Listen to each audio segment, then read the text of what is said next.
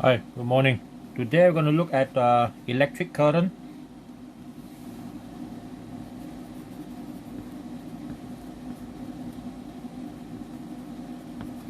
We start with the type of electric current that we call direct current. So first part will be direct current. What is direct current actually? The short form of direct current is DC. Alright, so direct current means current that flow in only one direction. Okay, only one direction, that's it. Okay, so the magnitude can be changing, but as long as it moves across a component in one direction only, so that is considered as a DC current. Now, example of the graph of direct current will look like this. There are a few examples here I can give you. So the first one will be this. Okay, so this is our DC voltage, and this is the time, and use red color for the current. The best DC current is this type, okay, which is constant no matter how long the time passes. Okay, now the second one is also a DC, except it is actually flowing in the opposite direction compared to the first one. This one is negative, meaning in the opposite direction relative to this one. All right, and then the next one will be a DC current that is not constant. Okay, not constant. For example, the one that have been rectified by diode, one single diode. This is example of another DC current, except the magnitude is changing. Okay, now so far, when we come to rectifying process, there is another rectifying process that we normally call the full wave. So the full wave is like this: 1, 2, 3, and so on, continue on, right? So this one is called the half wave. This one is the full wave. Okay, you learn the process more detail when we come to AC. There's a last chapter. Okay, now next one, we want to know example of DC power sources. Where does sources come from? Okay, sources of direct current. Well, example is battery. Okay, cell, and then number 2, battery. These are all based on chemical reaction. Okay, based on chemical reaction. But cell and battery can be further divided into rechargeable, okay, and also non-rechargeable. So the rechargeable I will use R, and also the one that is not non-rechargeable. Same thing for the battery, and this one is non-rechargeable also. So example of non-rechargeable are zinc carbon, the one that you can buy actually from a counter of a cashier in supermarket or shop. And then rechargeable normally come with your handphones, your laptop. These are all rechargeable. Car battery also rechargeable. Motorcycle battery also rechargeable.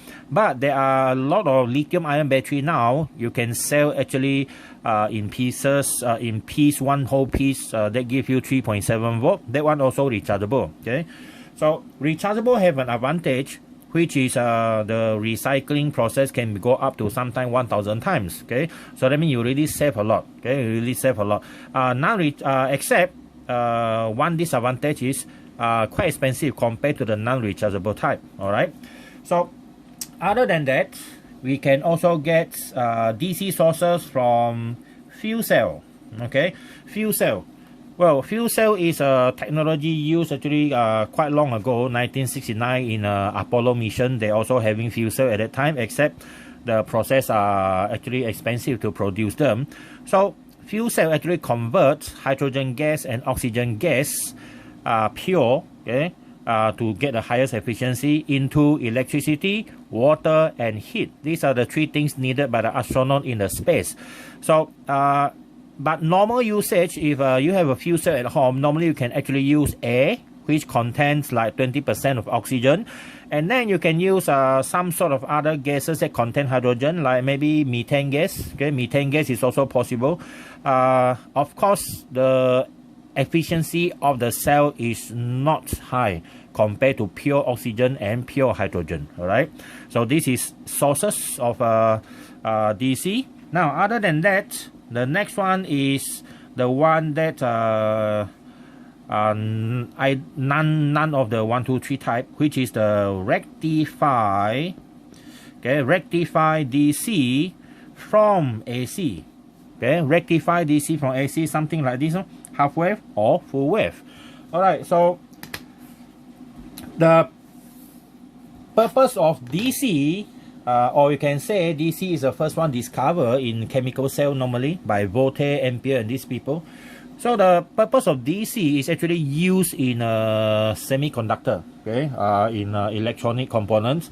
But DC have one problem when you try to transmit it through a long cable, because the voltage tends to drop. For AC, DC, both the same. Voltage tends to drop over a long distance of transmission. So that one is because of the losses due to the resistance per unit length of the cable you use. So imagine that you have to transmit voltage power supply to a far away places. That losses is unavoidable, and by the time it reaches the destination, maybe the voltage are too low to be used. Okay, so to solve that problem, we need an AC, because we have a device called a transformer to step up the voltage and transmit it through cable to places that are desired. Now, the beauty thing about transformer when you step up the voltage is, when you step up voltage, you actually reduce the current. So current is the one that actually causes losses in the cable. So to reduce the current, you reduce losses. Even though by the time you reach the destination, the voltage already dropped, but not that much compared to not stepping up at all. All right. So that is difference between DC and AC. All right. So now we look at the basic property in a DC circuit. So the first one we're going to look at is resistance. Okay, the resistance. What is resistance? So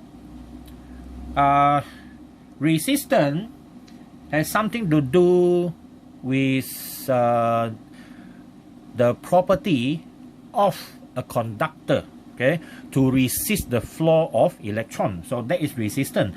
For this part here, the resistance, we're not going to talk about things quantitatively, but we only talk about qualitatively. So that is the first one, resistance. So we only talk about qualitatively, okay, qualitatively. Okay, qualitative discussion of resistance. The symbol for resistance is R. Now, we look at the definition. Resistance, this is the meaning of resistance, so not definition. Resistance of a conductor is the property or the characteristic, the nature of the conductor in resisting the flow of charge. So in this case, because we mentioned conductor, right? So mostly there are free electrons. Okay, free electron. All right. So there is a resistance, and the unit for resistance. Okay, the unit for resistance is ohm. Ohm. This one. OHM symbol is omega. Okay, ohms. So that is our resistance, the meaning of resistance. So the next one is how big is a resistance, or how high is a resistance from a transistor, from a material or a conductor, depends very much on the material used. For example, copper has very low resistance per unit length compared to some other material like irons, okay, nickel, and so on. Okay, so the lower your resistance per unit length, the better it is categorized as a good conductor. But of course, copper is not the best. There are something better than copper, for example, gold, but we don't use gold in our conductor unless in microchip. Very small amount. If your house using gold as a conductor in your wiring, you tell me where is your house. So tonight I will go to your house and jabut all the gold wire and replace with a good copper conductor. Okay, gold is not good for you, it's good for me. All right. Now the next one is resistivity. Okay, resistivity. So we look at resistivity. Resistivity, the symbol is rho. Now before we look at resistivity, we look at some theory first. Now we know one thing. If you are given a conductor with a length L, okay, we don't know what's the length, just imagine it's length L, and then the cross-sectional area is A. And let's say that material is something that can conduct electricity. It can be a metal conductor or it can be even carbon, right? So now we know one thing. If the resistance is R, from experiment it was discovered that R is directly proportional to L.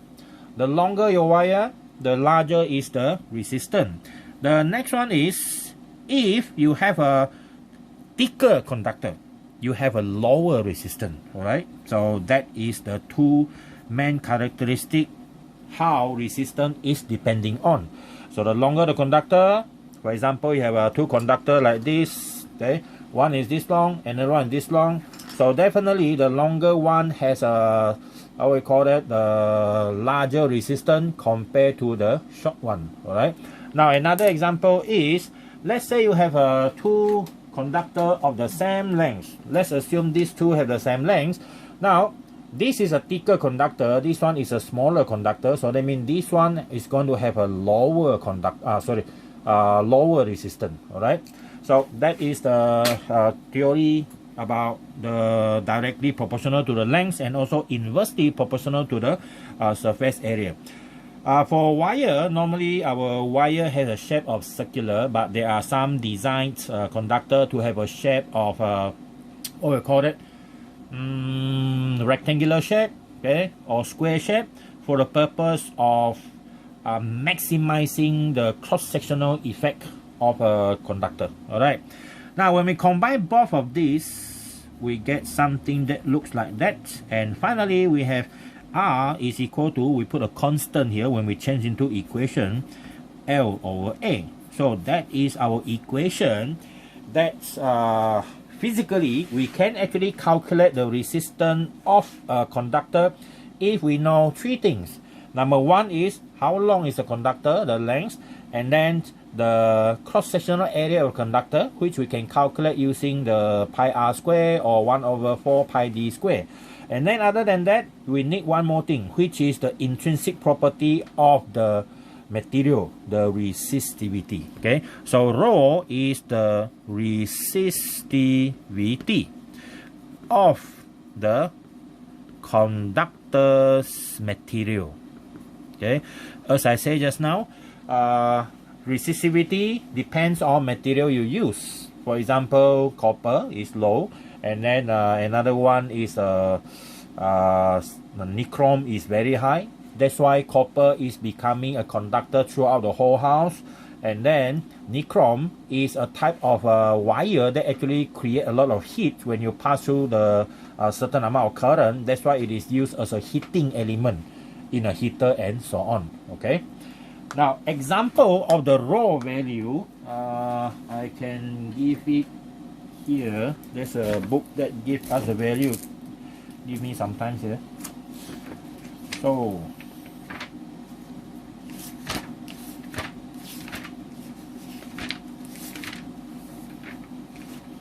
resistivity. Okay, some of the value here. For example, this one.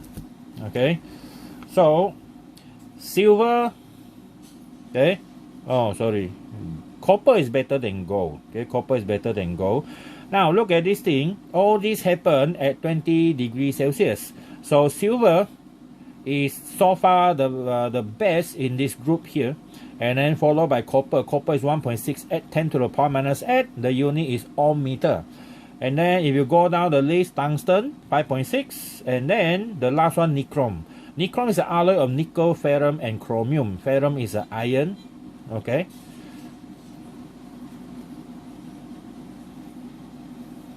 Okay.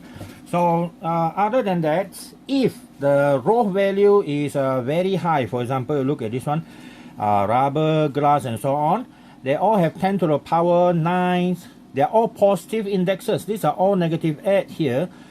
So these are insulator. They don't conduct electricity very well.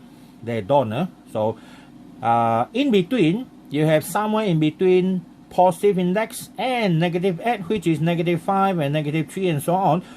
And then those in the between is called semiconductor. Okay, semiconductor, or maybe if you are naughty, you can call semi-insulator. Alright, but don't do that in your exam. So if you have semiconductor, that means they are neither conductor nor insulator. They are in between. And this is actually the most important one. Why? Because electronic industry is based on these few things here. Well, if you look carefully, carbon is actually a semiconductor, but we don't really use carbon as a semiconductor because it's not really stable, okay, as a semiconductor. So far the best is silicon and germanium. All right. So these are example of our resistivity value. So now we'll define what is actually resistivity. Okay. So we're going to look at definition for resistivity.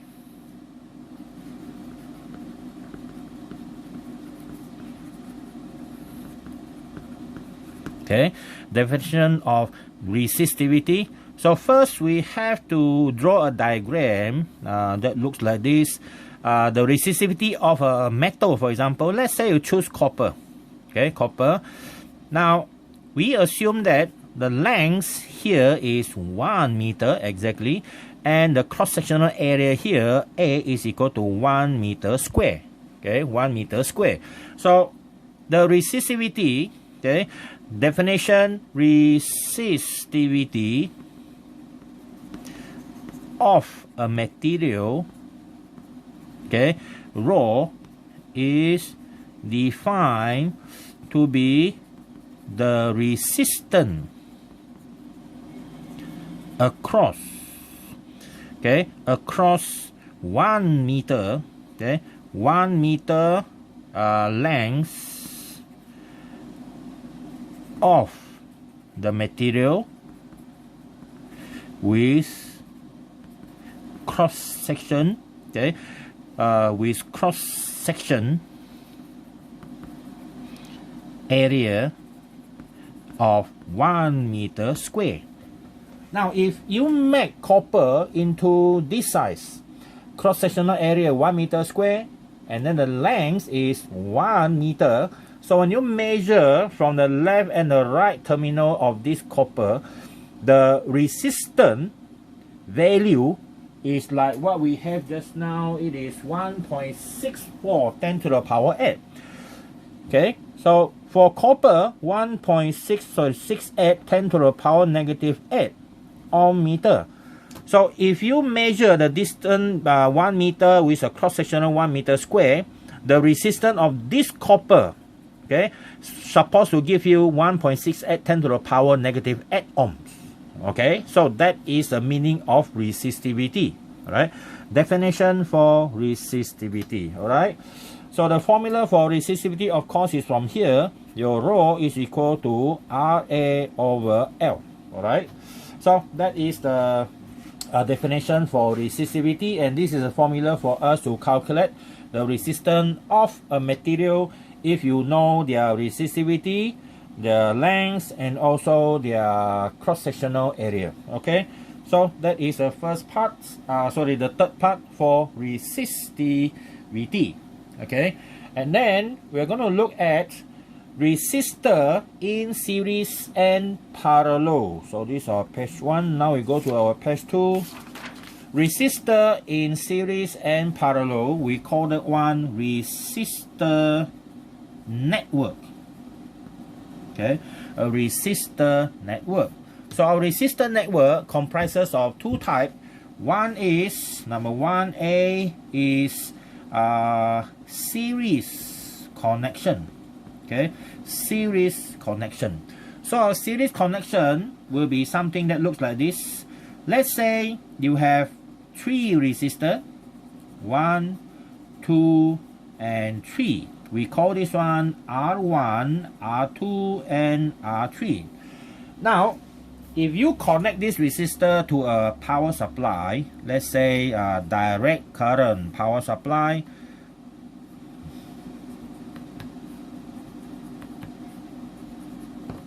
okay, 3 resistor R1, R2, R3 with a cell, okay, with EMF E, and this is R1, R2, and R3. Now, the purpose of resistor network is this. We are trying actually to reduce the number of resistors in a circuit so that our circuit will be as small as possible. So of course we can do it using computer, but here basically you need to know how to calculate that. So we are going to replace R1, R2, R3 with only one single resistor. Okay, one single resistor. So this resistor is called R equivalent under the same battery E, and of course the most important one is if the original current here is I, then the current after you replace the resistor by the equivalent resistance, then your current must be the same, so that this current, this circuit here is equivalent to this circuit. Okay, they are equivalent. Okay, so I write here the equivalent. Okay, the equivalent is this one. So that means you are only using one resistor to replace that 3 resistor. So it's like maybe more cost effective, and also it can actually reduce the size of the circuit board and so on. All right. So from theory, we know one more thing. Okay. Now let's assume that you have this voltage here. Okay. So the voltage here I will call V1, and this one is V2, and this one is V3. Okay. 1, 2, 3, and this what we call that, this resistor here, we have a voltage of E directly connected. So we know that if according to the original circuit, we know one thing, that is your V1 plus your V2 plus your V3 must equal to E. Okay, must equal to E. Now the assumption here is, of course, we assume the battery or the cell that you use has a 0 internal resistance. Okay, 0 internal resistance, that is a must. Okay, so if you look at this, okay, we know that from a law that you haven't learned yet, which is the Ohm's law. So we know that this one is equal to IR1 plus IR2 plus IR3. And when it comes to the second circuit, we have this IR equivalent. So since their current are the same, we can cancel all the I. So after you cancel all the I, leaving you with a single equation which looks like this. R1 plus R2 plus R3. Of course, we only use 3 resistors, that's why you end up with only R3. If you have more than that, you just keep on doing the same thing. So generally, generally, your R equivalent is R1 plus R2 plus ... until Rn. It depends on how many resistors you have.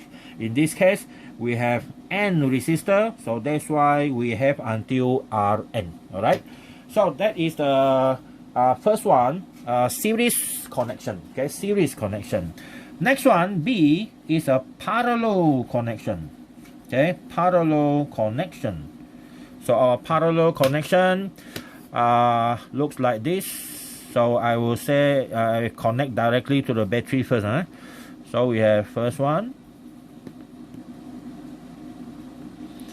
and then the second one, and third one. Okay, parallel, so that means they are more or less like connecting to the battery directly. Okay, and this is the same battery like we used for the previous one, and of course the assumption is the internal resistance is equal to 0. Now I call this one R1, this is R2, this is R3. Okay, now we look at the another important thing here. Okay, now this one the voltage is V1, this one the voltage is V2, and this one the voltage is V3. And since they are connected directly to the battery, so that means the conclusion is the V1 is equal to V2 is equal to V3, and they are all equal to the E. Okay? But another one that is not the same is the current that pass through them. The main current coming out from the battery is I, the main current, and then the current will branch into this one. This one will be called I1, and after that also branch into this I2, and finally go into this I3. Okay, so that means I is equal to I1 plus I2 plus I3. Alright, now I is equal to V over R. Okay, so now if we replace this one, okay, the equivalent, okay, the equivalent circuit, the equivalent is like this. We have the same battery and we only have one resistor. Okay, only one resistor involved, and the same battery E with internal resistance equal to R. So this one is called the R equivalent. So now from here, okay, we have I refer to this one will be E over R equivalent, and must equal to I1, which is a V1 over R1 plus V2 over R2 plus V3 over R3, and so on. But don't forget, your V1, V2, V3 and E are all the same, so that means we can cancel like this one. Okay, so cancel, cancel, cancel, cancel, leaving your answer only with 1 over R equivalent is 1 over R1, 1 over R2, and 1 over R3. So the same story like this one, generally, okay, generally, if you have N resistance, okay, your answer of your equivalent value is 1 over R1, 1 over R2 plus until 1 over Rn. Now that one apply, okay, to N number of resistor. Okay, so we have to memorize this, and how we get to this, how to derive this.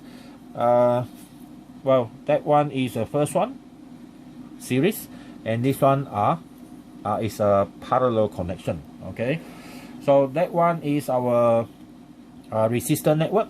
Okay, this is page number 2. Alright, next one we will have the important thing about the relationship between the voltage, the resistance, and also the current. We call that one the Ohm's law. Okay, we come to the page 3 now, our Ohm's law. Alright, okay, next one is our Ohm's law. Okay, we need to do some imaginary experiment here. So let's assume you have a circuit using DC power supply, and we assume that this DC power supply have a voltage EMF E and no internal resistance. And then we have an ammeter to measure the current in the circuit, and we need two important components here. Okay, important component here. One, okay, is the resistance wire. Okay, we can use resistance wire, and for example, maybe no, we don't use resistance wire. To be easier, we use a rheostat, okay, and a resistance, a fixed resistance value. We want to find the resistance value R here. Okay, this is a resistance value R, and this is our rheostat. Rheostat means a resistance that can be changed. So this is RH rheostat. So now we put a voltmeter across our resistor R.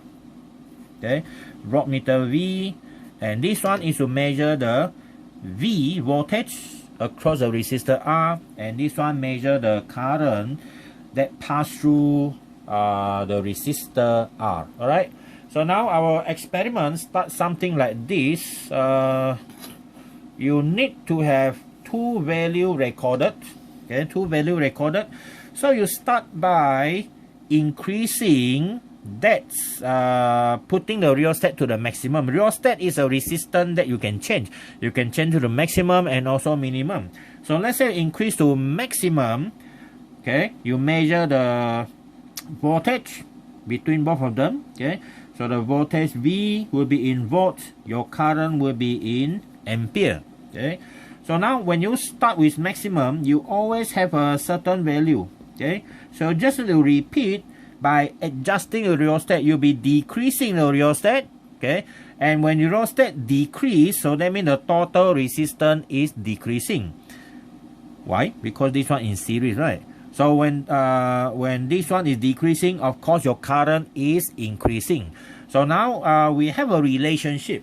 So if we plot a graph, okay, of V against I, okay, if we plot a graph of V against I, we're going to get a straight line. Okay, we're going to get a straight line that looks like this. Okay, but this straight line have a limitation. If your current is too large, okay, the resistance here is going to hit up, and when that happens, your graph is not a straight line anymore. So we assume that, okay, under this condition, we only allow a small amount of current to pass through so that the resistance can theoretically be under the same temperature. That is important. Okay, so now we have a straight line. So if it is a straight line, it gives us a clue that your V actually is directly proportional to your current. Okay, and when you form equation, your V is equal to a constant multiplied by current, and that constant is actually the gradient of your graph, which actually means the resistance R. Okay, so normally we rewrite this equation in the form of V equal to IR. All right, so this equation here is called the Ohm's law. Okay, this is called Ohm's law. Okay, Ohm's law. So R, you can get the resistance R by doing simple experiment like this, and then from the Ohm's law or from the graph, you find the gradient of the graph to give you the resistance value. All right, so that means, in other words, your resistance is equal to V divided by I. Okay, so now we're going to define the Ohm's law. Okay, define Ohm's law. Definition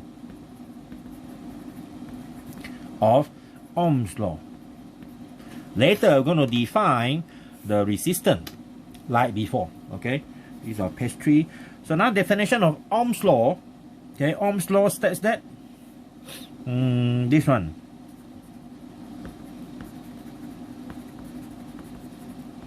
States that the current in a resistor is directly proportional to the potential difference across the resistor. Alright, so your current is actually directly proportional to your voltage. The larger the potential difference, the larger is a current. Alright, so that is our Ohm's law definition. Now we go back to the definition of resistance now. Just now we did say, we talked about what is resistance, right, in qualitative. So now is definition of resistance. But now this one is quantitative. Okay, quantitative. So if we look at the formula, R is equal to V over I. So that means resistance, okay, R of a resistor is defined to be the ratio of the potential difference to the current in the resistor. So that means your R is equal to V over I. So that is the definition for resistor. Okay, and then if you look at the unit, R is equal to the volts per ampere, and this one is equivalent to ohms. Alright, so that is our Ohm's law, and the definition from Ohm's law we can define two things here. One is the Ohm's law itself, and one is the resistance. But if you look carefully, just now I did mention, okay, if you increase the current further, the temperature of the resistance will increase, right? So here you have to put assumption, okay, by assuming, maybe you can continue like that, by assuming constant temperature, okay, by assuming constant temperature. Okay, so that is what we have for the Ohm's law and the resistance and their units. Okay, and the last one is power in electric circuit. Okay, power in electric circuit.